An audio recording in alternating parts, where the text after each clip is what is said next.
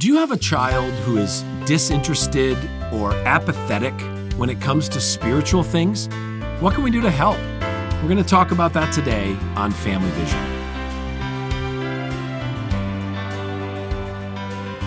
Well, honey, I hope you enjoyed Mother's Day yesterday. It was a big celebration. Yes, I always enjoy Mother's Day. It's just super fun. What are you looking forward to this summer? Middle of May, summer is about here, some anticipation. Yes. I'm really looking forward to having, our kids home, especially since JD is going to be moving out of our home. Like, he's graduating from college and he gets to be home like May and June and part of July, but then he'll be moving out. So obviously every mom knows how your heart kind of aches when another one leaves the nest. I mean, you're happy for them, but it's also another big hurdle. So during that engagement weekend, it was just really sweet. He was just really, thankful for our part in it and excited to be home. So I'm just excited for the time that we have with him and the time he has with Bruce, the new puppy. He promised me that he was going to really work. He's like the dog guy. He's going to hopefully make sure Bruce is well trained. So I'm also really happy about that too. I need that. Because I'm not going to do a good job of that. JD will do much better than I will. Much better. So I'm excited about that too. All right. So for me, 2 big trips. We've got Gull Lake Family Camp. We'll be speaking there in the middle of July. And then Ray and I are going on a father-son mission trip to the Dominican Republic. But I will tell you, you know what I'm most looking forward to this summer? I know. You do know? Gar fishing, right? Well, gar fishing is up there, but that's actually not number one. What is it? I don't know. Number one is going for a walk with Avi. Oh, right. Avi will start walking this summer, Lord willing. Her trajectory's good, but I'm just envisioning holding her little hand and going for a walk. Yeah. She's ready to wait. be toddling around. It's just so going to fun. be tremendous. Yep. All right, well, today we're going to talk about helping kids, helping teenagers who are spiritually cold, spiritually disinterested. They don't want to pray. They're bristly when you try to read the Bible as a family, or they don't want to go to church. We call this spiritual apathy. And one of the reasons that this can happen is that the heart connection between the parent and the child is broken or strained. It's a situation, what we're going to talk about today is a situation where the parent's heart is turned to the child. In other words, the parent, maybe your heart is turned to your child. You are engaged. You are passionate. You really want to be building this heart-connected relationship with your child to help them follow Jesus. But it feels like they're pushing you away, or it feels like they have taken their heart away from you. And this principle we're going to talk about today comes from Proverbs 23. Yes, in Proverbs 23, this is kind of a foundational verse for us, but it says, "The father of the righteous will greatly rejoice, and he who fathers a wise son will be glad in him. Let your father and your mother be glad. Let her who bore you rejoice. My son, give me your heart, and let your eyes observe my ways."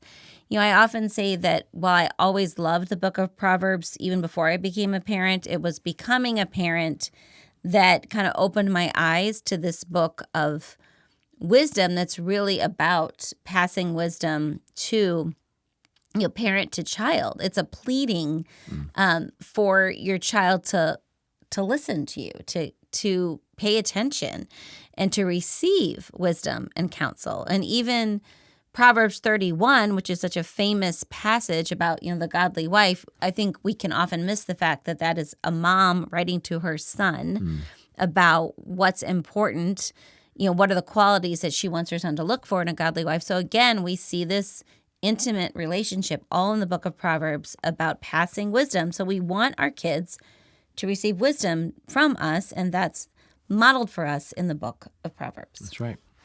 Your heart connection with your child is essential for helping them have a heart connection with the Lord. Your love for your child is essential in helping them have a love for the Lord. So we're going to talk about 5 action steps. If you feel like your child is hard-hearted toward you or hard-hearted toward the Lord, how might we be able to reach them and encourage them to give us their heart?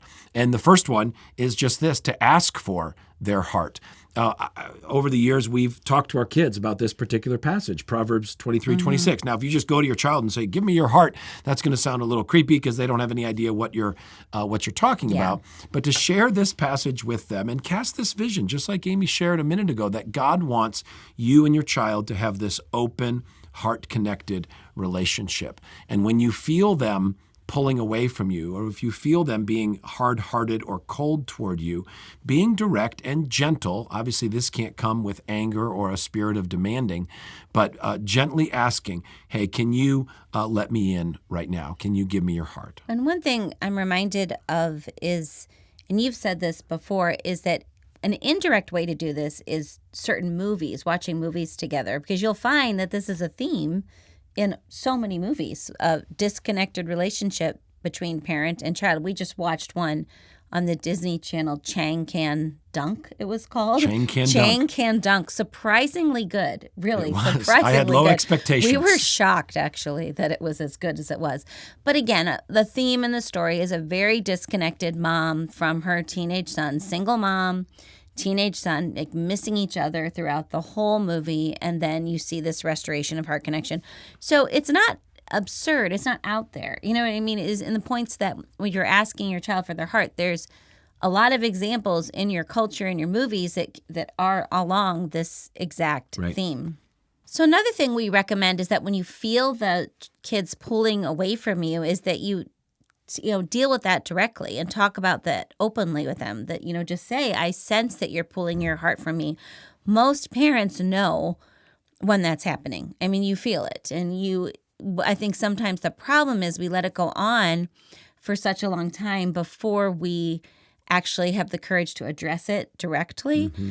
And I think we almost can be afraid to address it directly or feel like that's going to be uncomfortable. But sometimes what I find so interesting is that often high school kids are actually waiting for you to be the one to address it because they are not going to. If you're waiting for them to address it, you're going to be waiting for a really long time. They would rather have you bring up the subject because at least then that's giving them an opening. It may not go well the first time, but don't let that stop you from even bringing it up again. And this just reminds me of something I always tell parents with teenagers. It's actually a principle I learned way back when as a therapist, but just to be reminded, a teenager does not do anything that they do not want to do. I will say that again. A teenager does not do anything they do not want to do. So for example, we talk about family worship a lot. Your teenager might come to family worship, have a horrible attitude, not participate at all, arms crossed in front of them, zero, like you feel like, why are you even here? Don't forget that they're there, that they came, and that they're part of it. They chose to put their body there. And that's telling you a lot because the teenager who's at a different phase is not even bothering with that. I mean, they're not coming down. They've left the house, so just remember that principle. They may not seem like they want to be there, but if they're there, there's a part of them that doesn't want to be there. They just don't want to show it to you right now. Yep. So another thing to do if you feel like you've got this child who's taken their heart away from you, or if they're cold or apathetic towards spiritual things, is to ask them if you have done anything to hurt them. Sometimes kids have withdrawn themselves from a parent or from the Lord because they're hurt. And I've shared this story with you before, but when JD, who is now just getting ready to graduate from college this month, back when he was 13, 14 years old, we went through a couple of years where when I was around, JD was a little bristly. He was a little annoyed. He was definitely keeping me at arm's distance. So I was like, all right, and Amy was helping me so much during that time to not lose heart.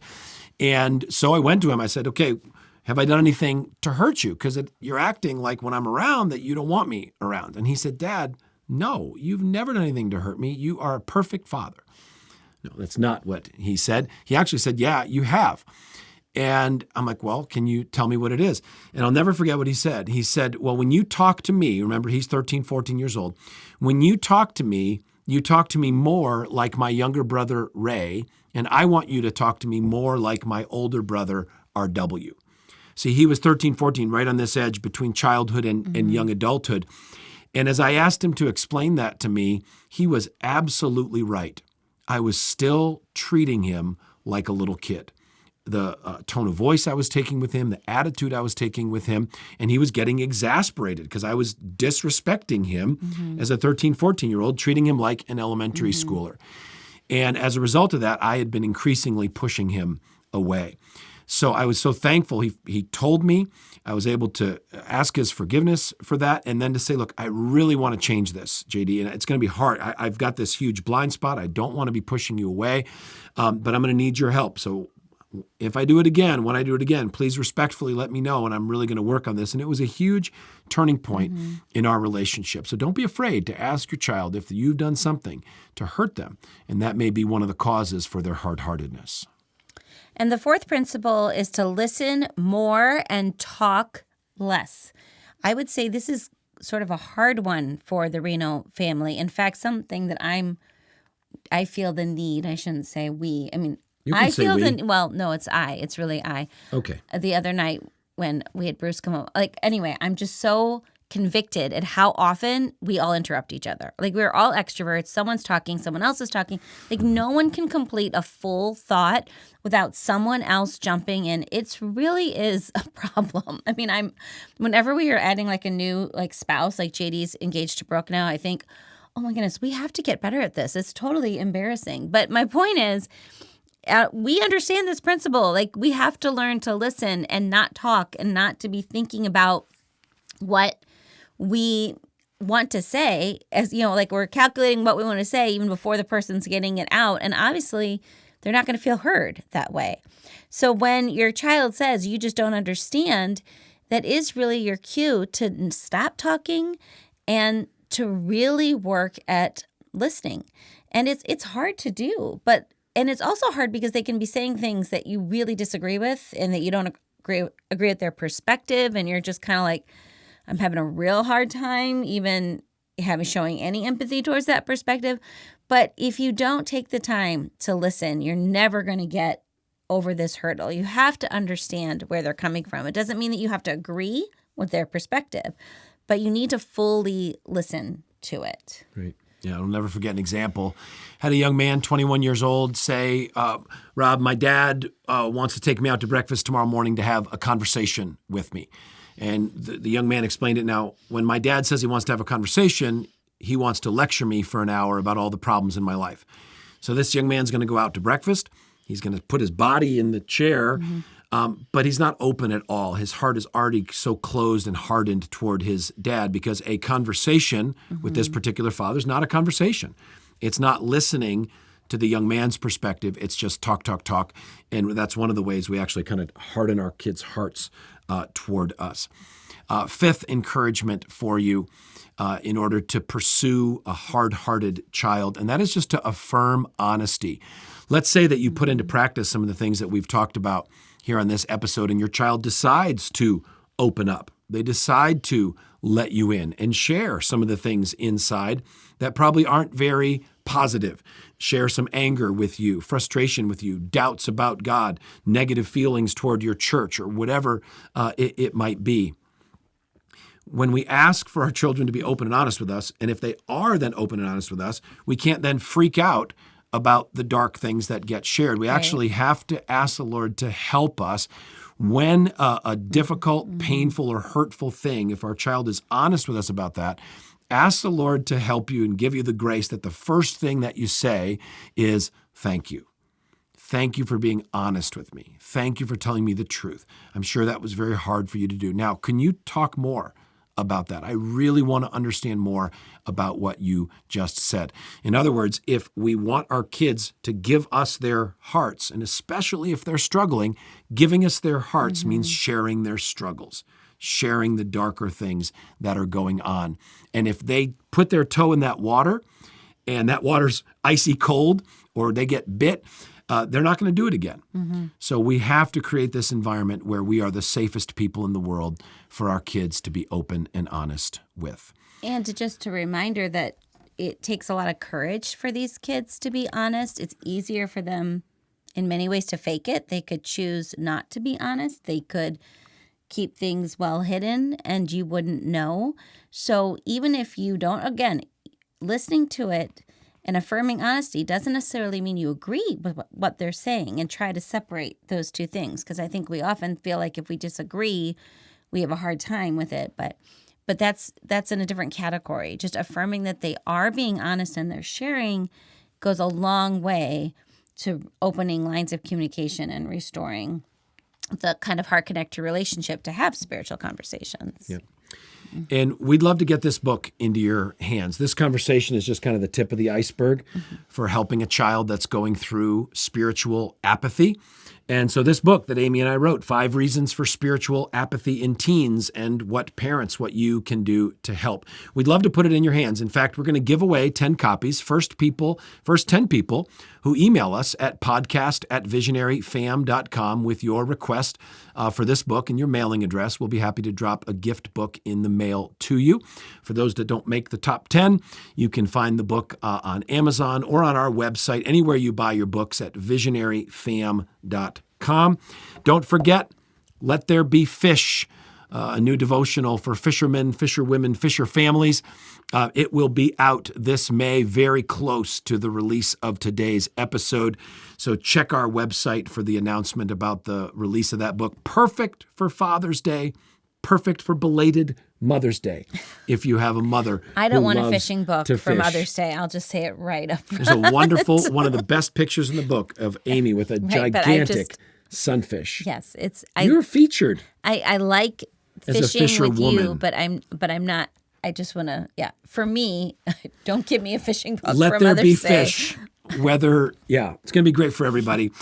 Take a moment, too, and just share this episode. If this was encouraging for you as you're navigating your relationship with your child or grandchild, just pass this episode on. Share it with somebody who would benefit from it. But I also want to say there's plenty of other people who, I'm feeling bad now, because there are plenty of people who would love, moms who would love a fishing book. That's exactly right. For Mother's Day. So I don't want to be negative. I strike that. So positivity for all the moms out there who would love to have a fishing book on Mother's Day. So you go fish. No, let there be fish. Let there be fish. That's and what I you mean. go fish. Right. Awesome. We want to hear from you, your prayer requests, your feedback to Family Vision. Email us, podcast@visionaryfam.com. And we are already looking forward to our next time with you on Family Vision.